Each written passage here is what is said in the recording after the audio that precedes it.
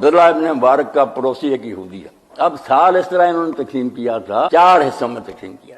3 مہینے تجارت کرتے تھے، حلال روزی کماتے، مفت خور مولوی نہیں تھے، اور 3 مہینے گھر پر بیٹھ جاتے اور ساری دنیا سے طالب علم ان کے پاس اکٹھے ہوتے، ان کو قرآن حدیث کا درس دیتے، اپنے پلے سے ان پر خرچ کرتے. 3 مہینے حج اور عمرہ کے لیے چلے جاتے اور 3 مہینے مجاہدین کے ساتھ سرحدوں پر جا کر جہاد کرتے. اب کوئی نیکی رہ گئی؟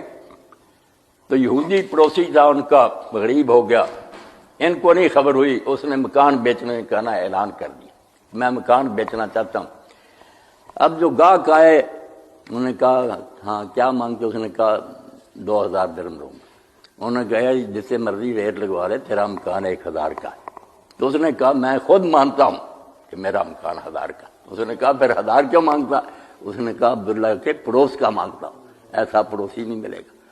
اب حضرت عبداللہ کو خبر ہوئی تو گئے، اس سے معذرت کی معافی مانگی کہ میرا قصور ہے یار، میں تیرے حالات کا پتہ نہ کر سکا، تو تنگ ہو کر مکان بیچ جاتا تو میں قیامت کے اپنے رب کو اور اپنے رسول کو کیا منہ دکھاتا.